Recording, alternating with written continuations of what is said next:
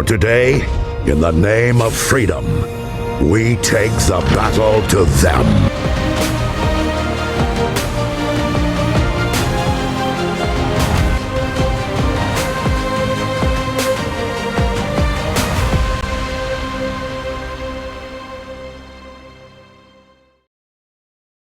Ladies and gentlemen, next week we will see the release of Marvel's next movie, and that is Thunderbolts. And this is essentially going to be the Suicide Squad of the MCU, except of course with less stakes, shall we say, because realistically, there's no possibility of any of these characters dying except maybe one. But basically, what this is going to be is a little recap of all the little characters that we have, because I was going to do this for Deadpool and Wolverine, but then I realized that that is probably impossible because I would have to go through every single Marvel movie ever because we had no clue who was going to be in that film. Here, we know exactly who we have as our team and what we needed to have watched prior. I will, of course, start off with the characters from Black Widow since, well, half this team is from the Black Widow movie. So, yeah, let's just start off. I would like to firstly start off with Yelena. And Yelena Belova is essentially Black Widow's sister.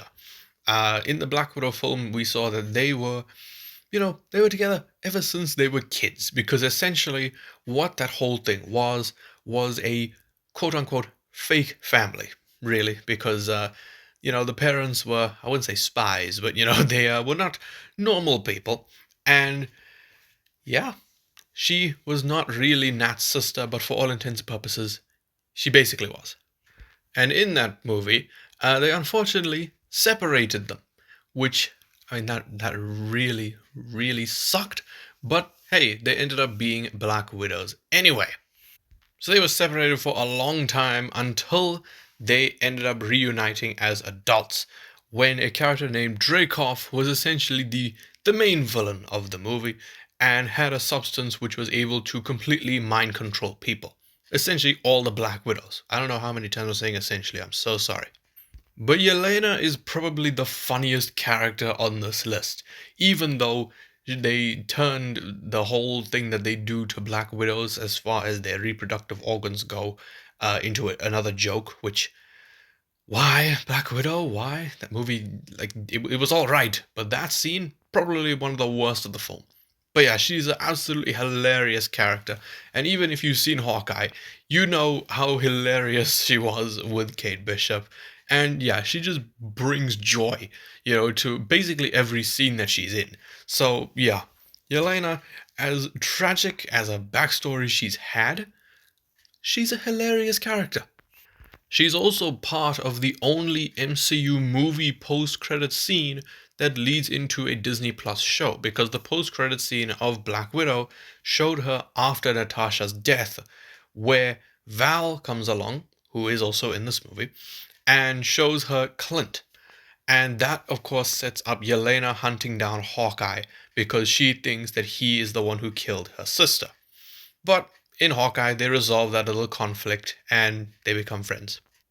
Overall, Yelena really is just like a family person, because even though she knew that her family was fake, she still wanted to keep it together as an adult, pretending that this was her real family. So overall, probably the most wholesome character on this entire team.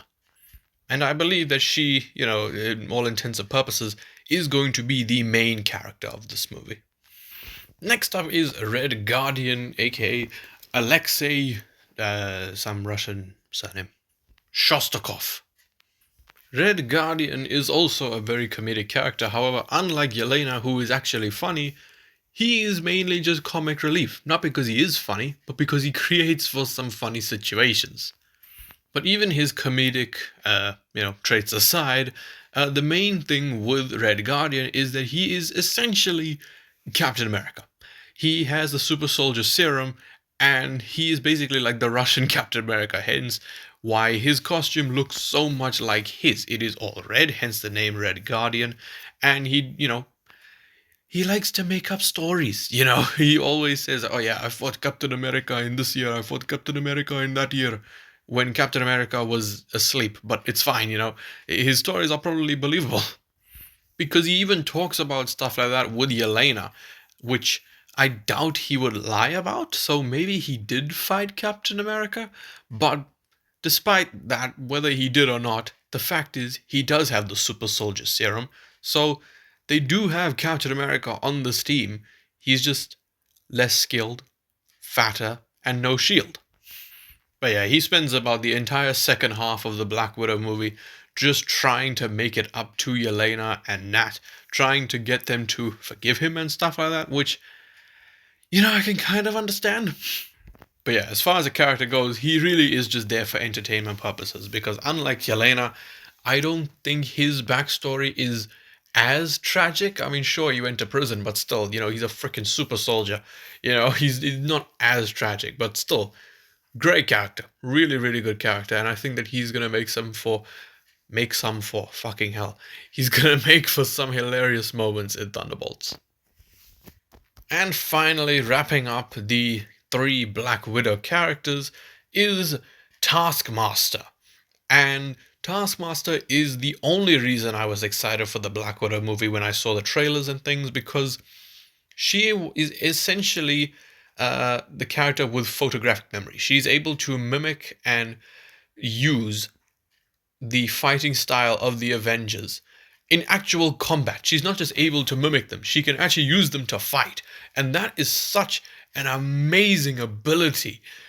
And so you can imagine like how freaking excited I was for that. Someone who's able to, sort of mimic Black Panther's agility, even how Captain America uses his shield, Hawkeye's bow, all of this.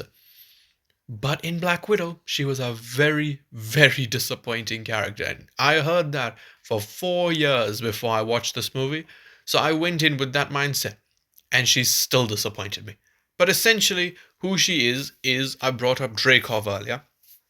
Dreykov is the scumbag who runs the entire Black Widow operation. He takes all of these girls and women and turns them into Black Widows. And Taskmaster is his daughter. Now, in the previous Marvel movies, I remember in Endgame and even the 2012 Avengers movie, they do reference Budapest a lot. And in Black Widow, we actually do get to learn what happened in Budapest. And that is Nat went to bomb Dreykov's home, but his daughter was there. And his daughter had just got home from school. And this kid was probably like no older than like 8 or something. Or hell, even maybe 6. I don't actually remember. But still.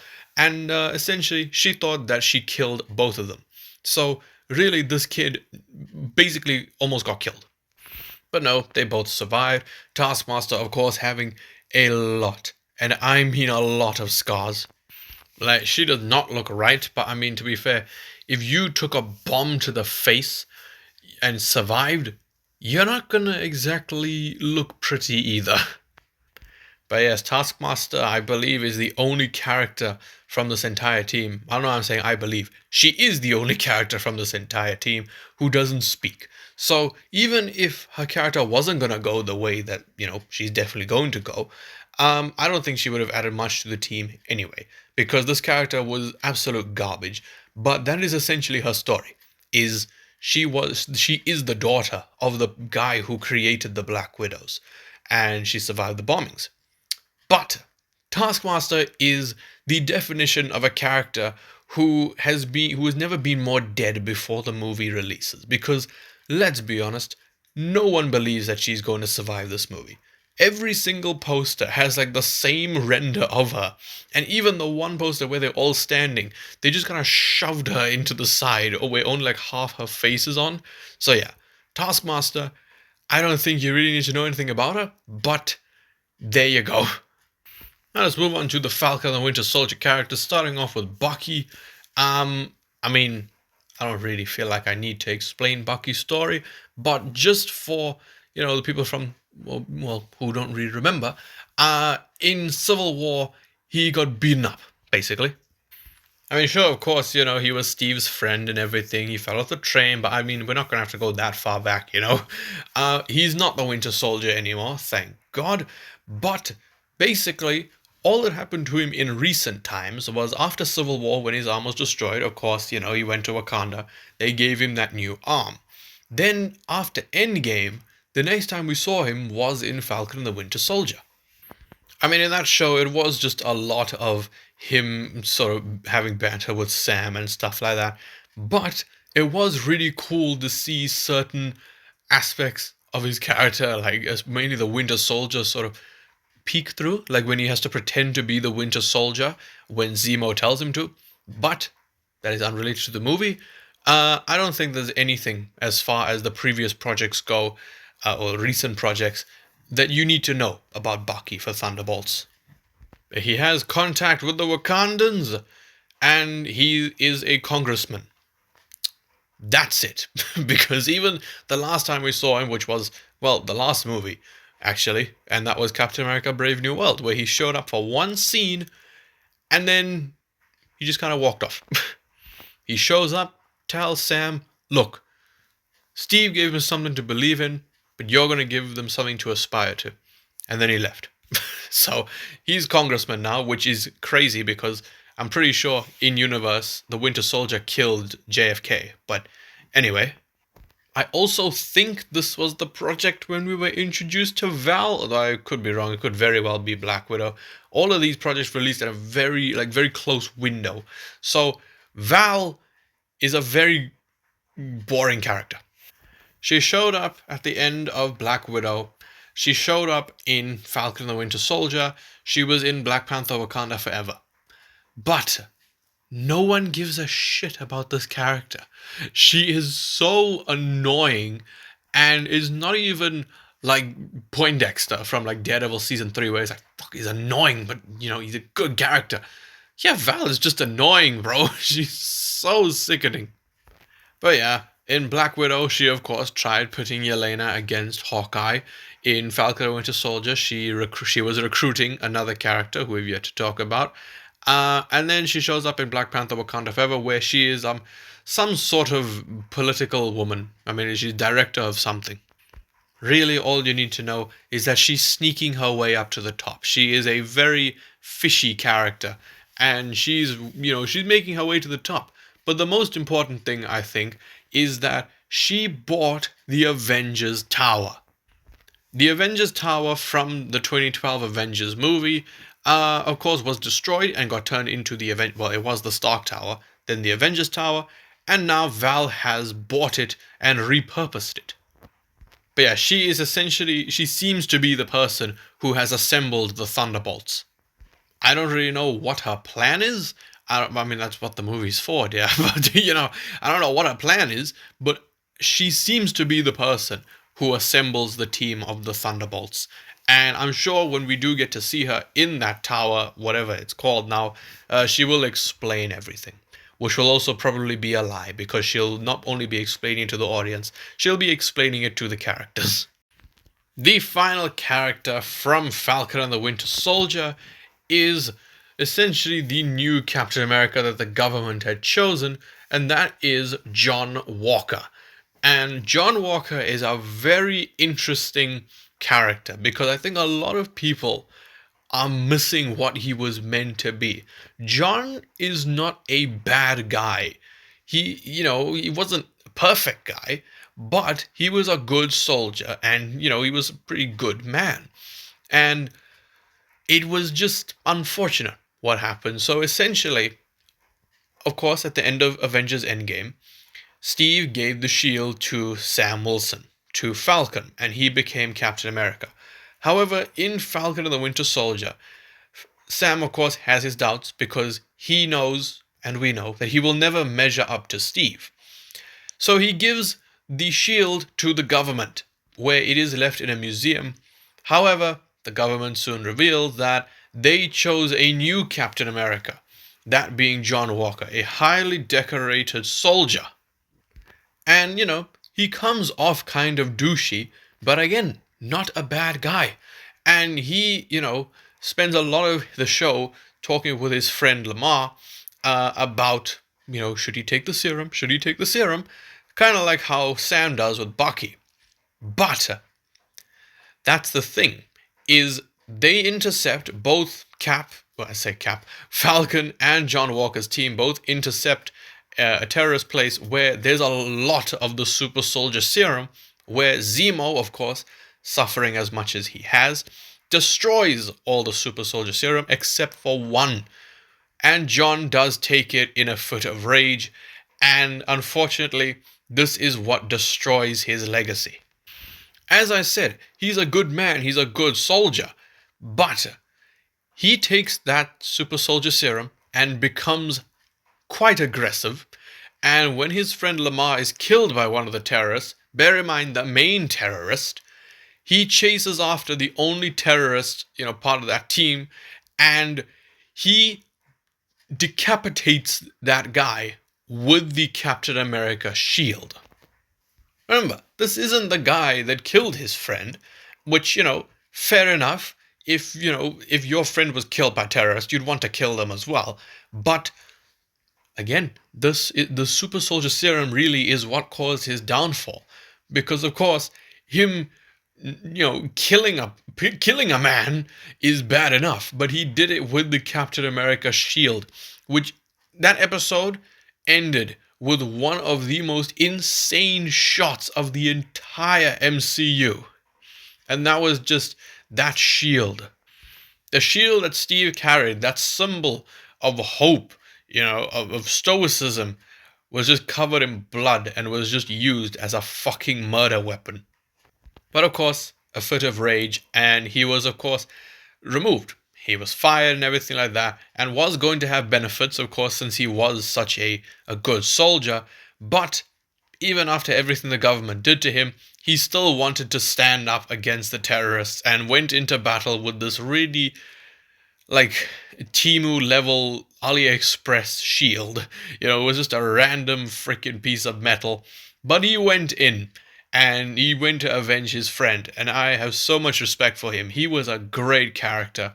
And honestly, probably the best thing that came out of Falcon and the Winter Soldier. So yeah, John Walker, really, all he sums up to be was a good man whose entire legacy and life has been destroyed because of that one moment where he lost control. And if I'm going to be honest with you, apart from maybe Yelena, I think that this is the character that I'm most excited to see in the Thunderbolts, because I would love to see how he's going to work with this team. And the final character of the team is Ghost. Ghost is sort of like the anomaly here. She's the only one who isn't from a shared film, the half the team, Taskmaster, Yelena, and Red Guardian all were from the same movie. John Walker and Bucky were in the same show. Ghost is kind of like the only one who's from a unique movie. And she was from Ant-Man and the Wasp. And she, honestly, I just had to rewatch her backstory. Holy shit, this actually may be more tragic than, oh my god, than Yelena. So her name is Ava Starr. And basically, when she was a kid, her father was a scientist. And of course, there was something that went wrong. And essentially, this quantum explosion, killed both her parents, but she said that she wasn't so lucky. And that line was freaking amazing. Even in Thor Love and Thunder, when, I know it's unrelated, but when Gore says, "Now I understand, my daughter was the lucky one," kind of like that. When, Ava literally says, "Both my parents were dead, I wasn't so lucky." And it shows the firefighter going to hold her, and it just goes right through her. Every cell in her body, she says, was torn apart and stitched back together. Essentially, she gained the ability to, unwillingly phase through things. And she ended up being taken to S.H.I.E.L.D., where she was experimented on. And of course, there's a lot of characters in this universe who were just experimented on, Isaiah Bradley. But yeah, she was taken in, of course, cruelly kept like Shadow with gun. But they built her a suit where she was actually able to control her phasing. So even in this movie, I'm not sure how she got this new suit, although it is glorious, I gotta say. I don't know how she got it, but she is now able to control her phasing, which is freaking awesome, dude. I don't care that she would, like, I mean, her parents died. She freaking was experimented on. She was used as a Black Ops operative, whatever. But like, all that is sort of like undercut by just how freaking awesome that power is, in my opinion. Plus, she was adopted by Lawrence Fishburne, which, who wouldn't want that? Alpha Trion, the man who gave like the coolest line of last year, "Arise, Optimus Prime." But yeah, basically she is Shadow the Hedgehog. If you know the story of Shadow the Hedgehog, you know the story of Ava Starr. And that, ladies and gentlemen, wraps up the recap. We are finally entering the endgame, really, for this phase, because this is the final film of Phase 5, but more importantly, it is going to be the first MCU film to properly set up Avengers Doomsday, because we know that, this movie will play into Doomsday, and Fantastic Four is, of course, going to play into Doomsday.